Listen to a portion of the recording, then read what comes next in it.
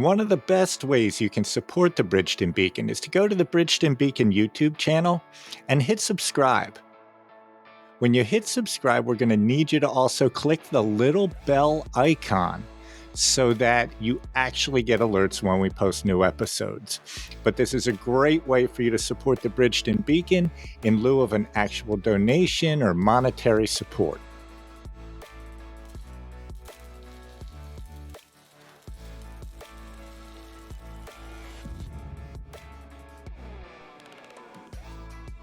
Welcome back to the Bridgeton Beacon. I have the honor of meeting today with Miss Nina Young, and let me be the first to congratulate you.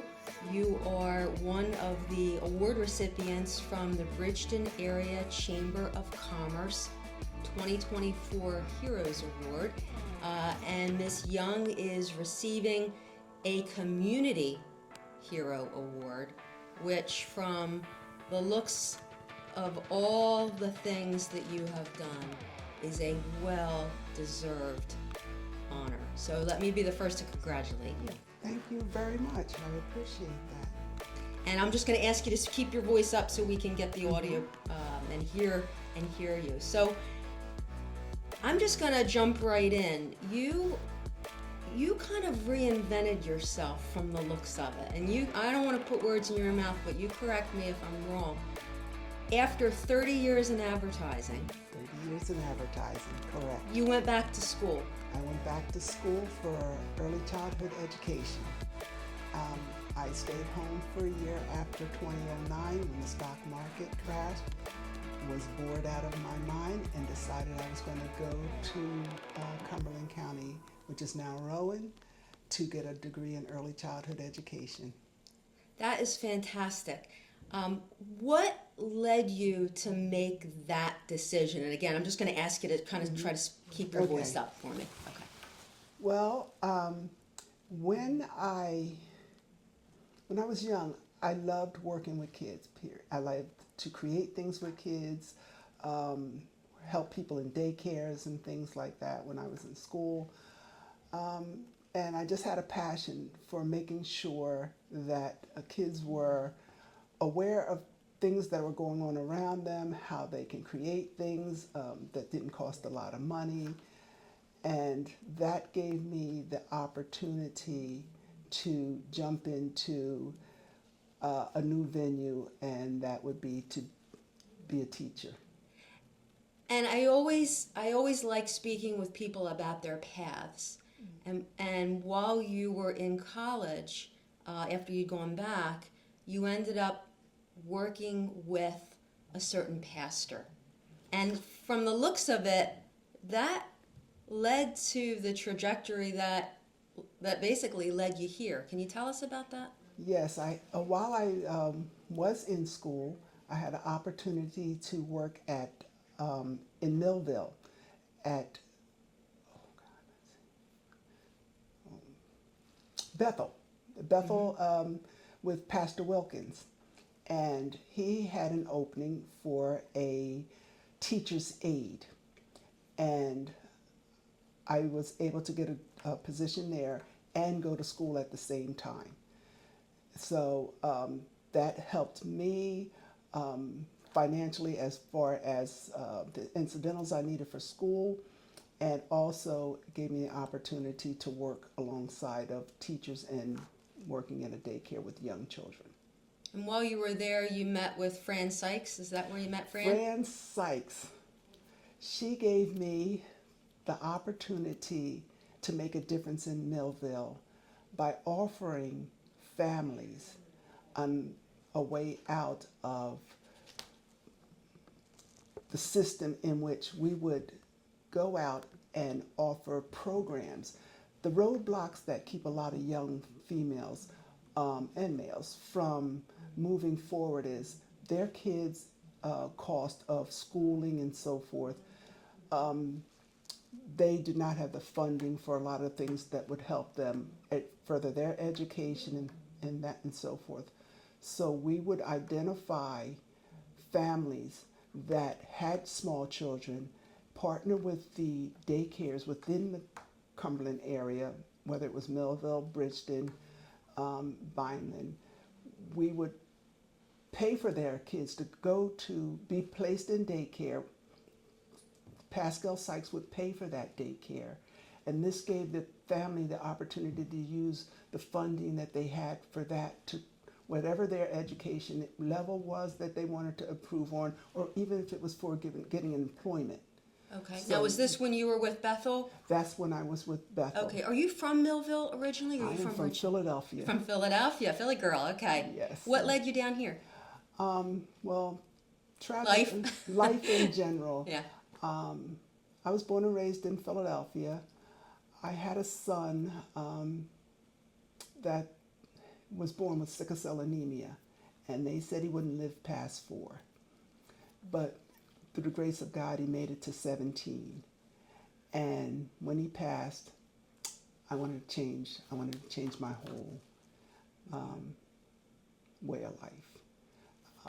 He also worked at the ad agency. He was able to actually be a what they call a page, or back in the day what they said candy stripers. He was the mail clerk. Okay. That was in agency. Philly? Yeah, that was in Philly. That's when I worked for the ad agency. Oh, wow. They were very, very good to him. And but once that chapter of my life was over, I wanted a piece of land. And I had an uncle that lived down here. And I asked him to find me an acre of land, which he did. And I took 2 years renovating a house. And while I would have still back and forth in Philadelphia. And once I had the house where it was livable is when I actually moved down here. And so wound up working for Bethel, going to college, working with Pascal Sykes. And then I moved over to CHS, which was, after I graduated from Cumberland College, I went to CHS in Bridgeton. And that's the Center of Human Services. That's in Bridgeton? That's in Bridgeton. As a matter of fact, it's right across from Gateway. And I spent 2 years teaching Latinos how to speak English. That's with wonderful. My limited Spanish, but we both taught each other. You were an ESL teacher? Yes, Oh, ESL wonderful. teacher. So after that, it's my understanding that you were fortunate enough to meet Mayor Albert Kelly of the great city of Bridgeton, and that led you to your current position. Is that right? Yes. Mayor Kelly was the commencement speaker for CHS, and I introduced myself to him, and through a mutual friend, she recommended, because I said, what am I going to do now? And she said, why don't you just go up to Gateway and see what they have to offer? And I spoke with Mayor Kelly, gave him a little bit of my background. Working for the ad agency, although I was not a designer, in 30 years I learned how to design. And I came, and he offered me a position trying to design some of the things that worked for for Gateway programs. And we wound up getting another grant from Pascal Sykes. No, this one was from New Jersey Health Initiative. It was building youth. It was called the Next Generation of Community Leaders. And he entrusted me with that grant. And through New Jersey Health Initiative and Gateway, we partnered to get Bridgeton youth together and tried to uplift them to help their community. It was all youth generated. They wanted to do a summer feeding program. So we're thinking that, how are we going to get this food throughout the city of Bridgeton? They came and we actually used this space that we're in now, was their meeting room. We came up with a bus. I designed a bus with all kind of food information on it. So it was basically a mobile feeding bus. We took a regular school bus and had it rewrapped with, which still exists. It's in Gateway. It's on Gateway's property. promoting healthy foods, and it was Century Bank that also helped fund that project. Locations, and it was a 7-hour workday. So they would spend an hour and a half in each location, not only bringing food, they also brought entertainment, whether it was hula hoops, books, things they were engaging with the children. So this was truly student-led. Student-led. Where did you get the youth to help run this program or create this program? We had a more like, we didn't put an ad. We put flyers out throughout the community, trying to get youth. The restrictions for New Jersey Health Initiative was that they had to be 14 or older. Mm-hmm. And it started off as a 1-year program, then you get 14 more youth. I talked to New Jersey Health Initiative and said, that wouldn't work. You don't take a 14-year-old, give them hope, and then tell them you're done. They changed the whole trajectory, because it wasn't just in Bridgeton. They had I think 7 different counties throughout the whole state of New Jersey. There was Trenton, there was Hoboken. We were the Bridgeton saddle. We were Bridgeton. And this was what is referred to as the food summit. The food summits was the kickoff for Okay. it, because throughout not just New Jersey, hunger is one of the biggest things. Mm-hmm. The cost of food, as we can see now, it's just, what can we do to make people aware of it. Mayor Kelly was adamant about partnering with that particular group. I'm trying to think of their name. I was trying to think of her mm-hmm. name, but I think her name was Sandy. And they wanted to come down and do a food summit. So Mayor Kelly met with the college at that time, and they wanted to do this great big food summit. And of course, they needed promotional materials and so forth. So I was instrumental in doing. And that first food summit, you partnered with Live Healthy Bridgeton, the Bridgeton Area Chamber. Yes. The Bridgeton Area Transit Bus, supported by Pascal Sykes Foundation. Yes. Next Generation of Community Leaders, all in collaboration with Robert Wood Johnson Foundation. Is that accurate? Robert Wood Johnson Foundation was the Next Generation of Youth. The food summit was done by Live Healthy Bridgeton. Okay. Yes. And that really kicked off this mobile feeding bus. Now, is that bus still in existence? The bus is no longer in existence. We would like to get it back up and running especially during the summer months. Mm-hmm. But it's just trying to get a group of people that want to sponsor it, because it's an old school bus. Do you still have youth in the area assisting with the program itself? Is it still going on, or did COVID have a... COVID, as a matter of fact, that was the kids last year. They literally worked the whole summer of COVID to make sure that these families could be fed. And what they did is they had cars that they had their own cars. They would literally we had a list of the families that they were serving throughout Bridgeton, and they would take the food to the homes and just drop it off at the homes. But that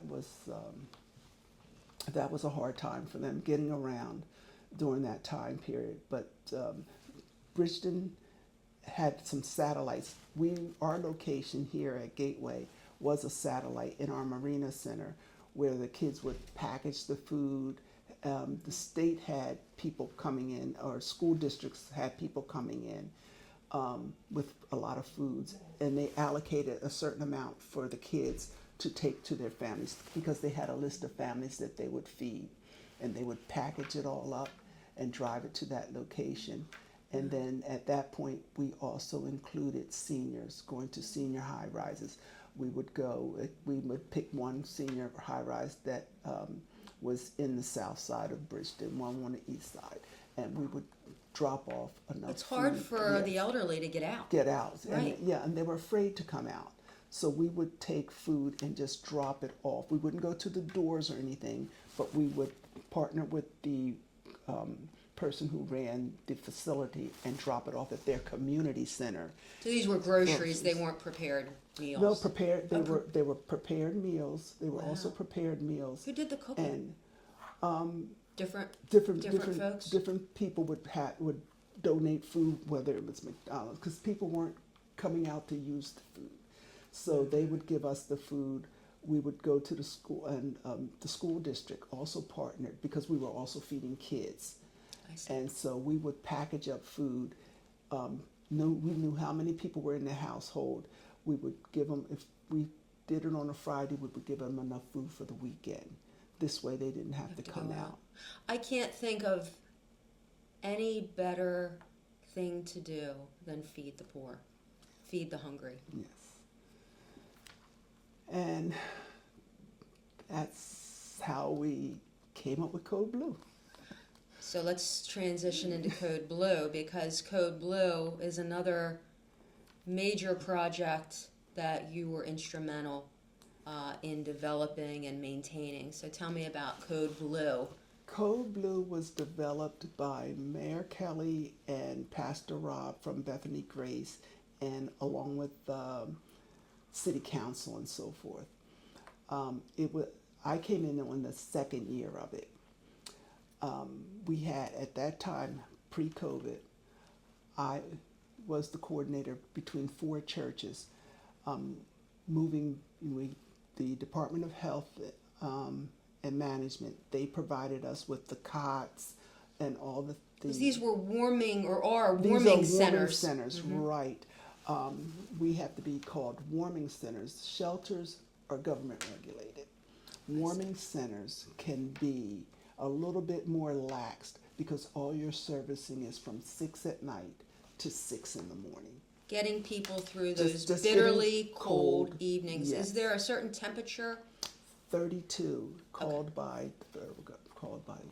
regulated by the government. It has to be So 30, anytime it's under 32 degrees? 32 for 2 consecutive hours between those hours of 6 at night and 6 in the morning. Okay. So we get notification by our Department of Human Services that they check the weather, and they'll tell us that it's going to be that temperature for either a stretch of days, or even if it's just one night, then we know in advance to go prepare the facilities to open up. If it's in some instances it has been late nights and some of the facilities didn't open. We have one in Bridgeton, one Millville, and one Vineland. We only have those 3. That's what's currently in existence That's now. currently So in you existence. started with this program in 2014, which was the second year, and it's still going on. It's still going on. Where in Bridgeton can individuals go? Where's that warming site or center in Right Bridgeton? on Gateway's property. It's right across the parking lot. Is that staffed by all volunteers? And Or primarily volunteers? pre-COVID, yes, all volunteers. When COVID hit, seniors and families were afraid to come out because we're dealing with a population Sure. of unknown health. So we offered to pay a certain amount. We pay, but that's Bridgeton. Vineland is strictly volunteer. Millville, some people get paid and some don't. Gateway, we decided as a city to pay people to come, and we would also accept volunteers as Sure. well, because we also had people that would prepare food, because it has to be done in a regulated Sure. area. What's the approximate maximum number of individuals that can come into the Bridgeton facility on any given night? 30. Okay. We have. Have you had it? We've had Phil? we've had 30 people. It started off being 20, then 24, because we don't want to turn people away. But our max is 30, and that reason is we still cannot get enough people to watch them. And we've also became, unfortunately, the nighttime soup kitchen. People will come in and tell you they're staying to get a meal, and then they leave. Right. That's hard for us. We to turn someone away for a meal is not what we do. Right. But it That must be a very humbling experience to witness. Yes, it is. I'm going to tell you that they're a pain, but they're my pain. We can't change people's habits. We don't know what path someone took to get to where they are. So we don't judge. We do say you cannot bring any weapons. You cannot bring any open bottles. You can bring your beer in if it's in a can. We will put your name on it. And when you leave in the morning, you get your beer back. But you cannot bring alcohol and weapons into the facility. Fair enough. We get enough toiletries and things volunteered so they can wash up. We direct them to the shower ministry. We don't have a shower on site, but Bethany Grace around the corner does. They have a Saturday shower ministry. We can get a little meal and stuff while you wait for your shower. And then we get enough clothing donations that we can either send them with, or Bethany Grace at that time has clothing for them as well.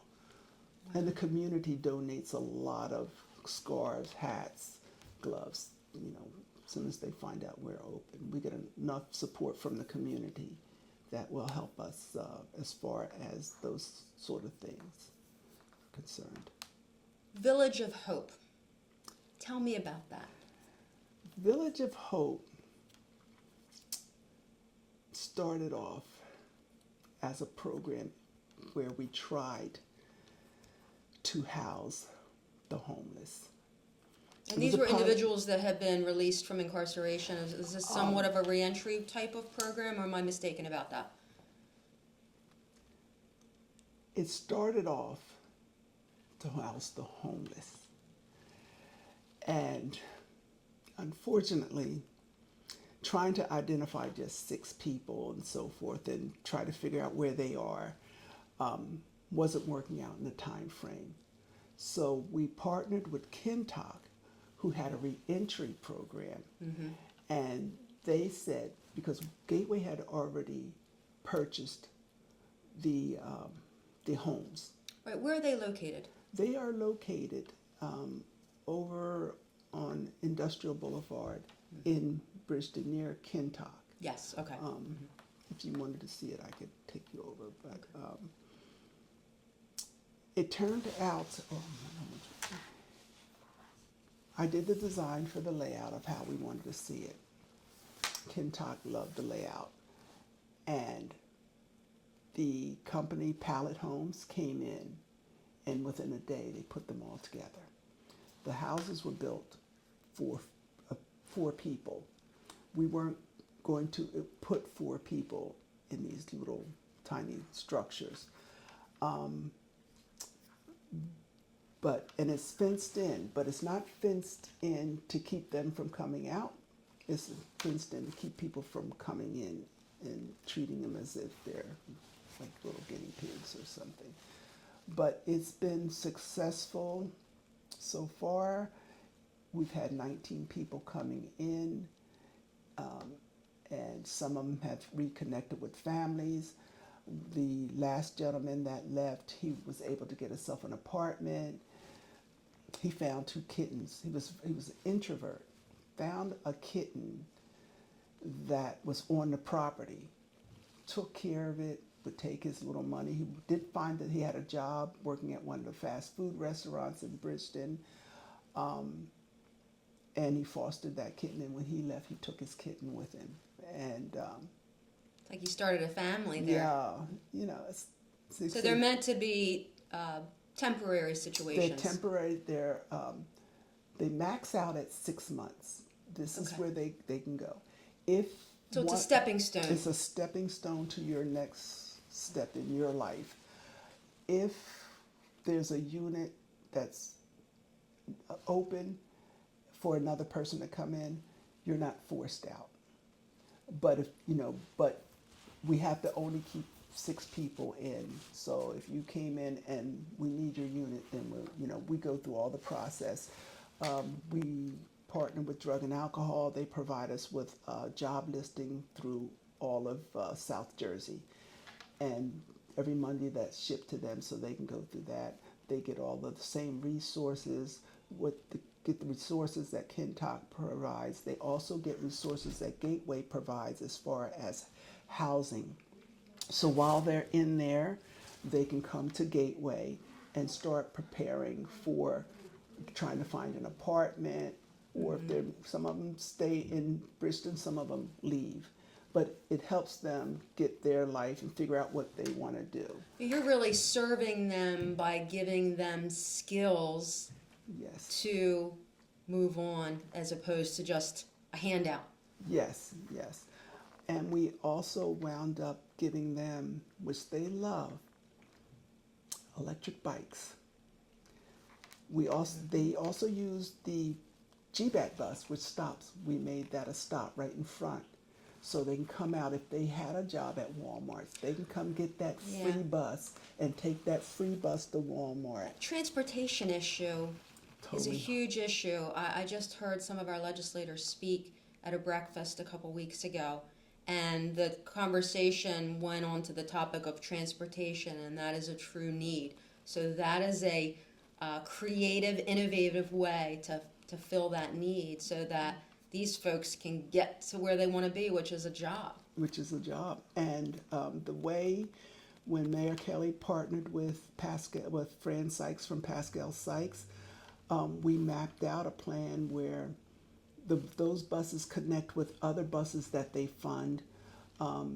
So if they went to Vineland, you can use the GBAT bus, because the GBAT bus is Greater Bridgeton area, so that's all that bus stays in. But then Vineland has a bus that's funded. I'm not sure, don't want to say it's from Pascal, but it's similar. And they can connect to that bus. But GBAT bus, Fran Sykes said, is suggested fare. You get to ride the bus to work whether you have the money or not. Because it's more important that you are able to maintain a job and be there on time versus worrying about I couldn't get to my job because I didn't have a fare. dollar. Right. Because that was the fare. So that was a very good partnership that Mayor Kelly and Fran Sykes made to make sure that happened. And we're looking to see if we can expand that or duplicate it, since she's no longer with us. But constantly working on things that help the population that we have get jobs and be able to be self-sufficient. That's our whole goal, to help these people become self-sufficient. Well, it sounds like, and I'll just say, I have always believed that if every person can just touch even one person's life, then that's made it all worthwhile. But talk about food, right? The mobile feeding bus, the first food summit, shelter, Village of Hope, Code Blue, clothing, food, shelter, clothing, all the things that people so desperately need, and you've been on the forefront of all of these projects. It is no doubt in my mind as to why you are a recipient of this Community Hero Award. And I once again thank you to your service to our community, and congratulations. Well, thank you so much. To me, it's not a job. It can be taxing at some times, but there's satisfaction in knowing that you helped somebody move forward with their life. Because you never know what caused them to be in a situation that they're in. You never want to judge, right? Right. You never know. Thank you again, and thank you for taking the time to speak with me today. Oh, you're so here on the Bridgeton Beacon. And I hope everyone who listens to this episode thinks about maybe one thing that they can do to follow your lead to help those that are in need in our community.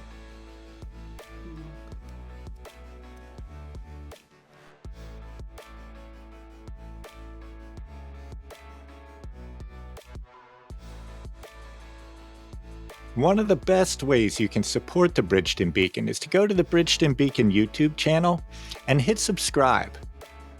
When you hit subscribe, we're going to need you to also click the little bell icon so that you actually get alerts when we post new episodes. But this is a great way for you to support the Bridgeton Beacon in lieu of an actual donation or monetary support.